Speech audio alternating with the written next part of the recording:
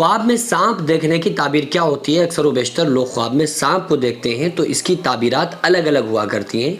और किस कंडीशन में आपने ख्वाब में सांप को देखा है और आप किस टाइम आपने ख्वाब देखा है और सांप किस शक्ल का देखा है और सांप किस टाइप का था, ये तमाम चीज़ें इस चीज़ पर मुनहसिर करती हैं। और किस वजह से ये ख्वाब आते हैं सांप के, ये भी मैं आप लोगों को बता देता हूँ। सबसे पहले आप लोग ताबीर सुन लीजिए कि ख्वाब में सांप देखने की ताबीर क्या होती है। अगर आपने देखा है कि अजदहा है, बहुत बड़ा सांप है जिसको अजदहा बोलते हैं, और उस अजदहे के ऊपर आप सवार हैं, अजदहे के ऊपर आप बैठे हुए हैं, अजदहे के ऊपर आप सवार हो गए, तो ये इस चीज़ की अलामत होती है कि दुश्मन से सुलह होगी और रंजो गम दूर हो जाएंगे इंशाअल्लाह ताला। इसको अल्लामा इब्ने सीरीन रहमतुल्लाह अलैह की जो बताई हुई ताबीरात है ना, मैं आप लोगों को वही बता रहा हूँ। तो इसका मतलब ये होगा कि दुश्मन से आपकी सुलह हो जाएगी, और अगर आपकी लाइफ में कुछ गम है तो इंशाअल्लाह अल्लाह ने चाहा वो गम आपके दूर हो जाएंगे। क्योंकि ख्वाब जो होता है वो एक निशानी हुआ करता है, एक अलामत हुआ करता है। तो बहरहाल इसकी ये ताबीर होगी। उसके अलावा ख्वाब में अजदहा देखना कि भाई ख्वाब में हमने अजदहे को देखा है, हम उसके ऊपर सवार नहीं हैं बल्कि सिर्फ अजदहा देखा है, तो इससे ये है कि बुज़ुर्गों का फैज़ हासिल होगा, दौलतमंदों में वो इंसान शामिल होगा, दौलतमंदों में इंशाअल्लाह अल्लाह ने चाहा तो उसको दौलत हासिल होगी।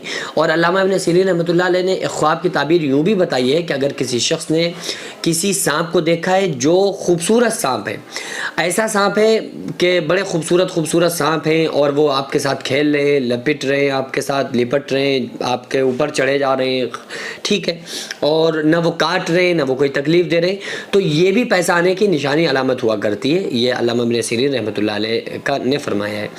उसके अलावा अगर ख़तरनाक सांप को देखा है कि वो हमारे ऊपर दौड़ रहा है, वो हमारे ऊपर हमला करने वाला है, तो ये इसका मतलब होता है कि दुश्मन है, क्योंकि सांप देखना दुश्मन होने की भी अलामत हुआ करती है। और सांप इस तरह से आपके साथ लिपटे हुए हैं और आप उनके साथ खेल लें तो ये पैसा आने की भी अलामत हुआ करती है।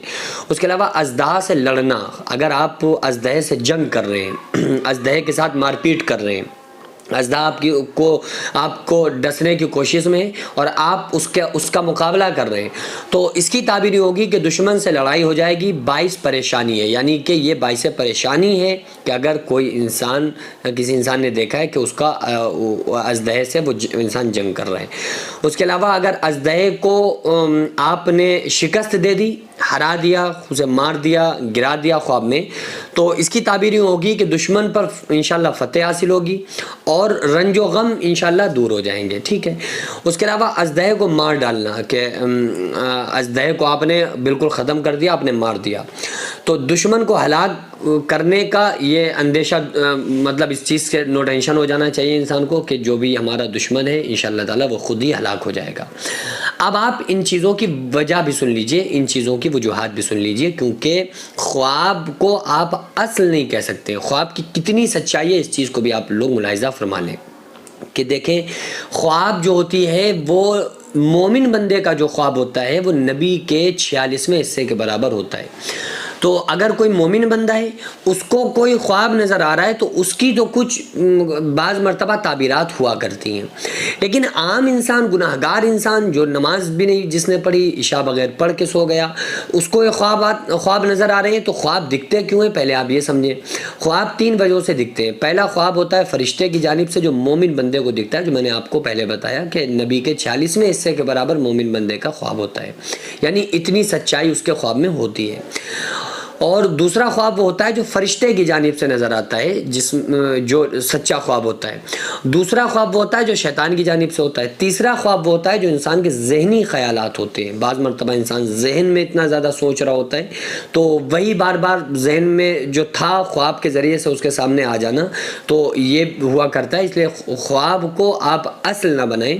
और अगर ये डरावने जो भी मैंने आपको ताबीरात बताई हैं कि ऐसा होना तो दुश्मन हावी होगा या आप हावी होंगे, इस टाइप की अगर आप कोई भी ख्वाब देखें तो सबसे पहले आप सदका कर दें, क्योंकि अगर कोई आने वाली मुसीबत भी होगी तो वो आपके सदका देने की वजह से टल जाएगी।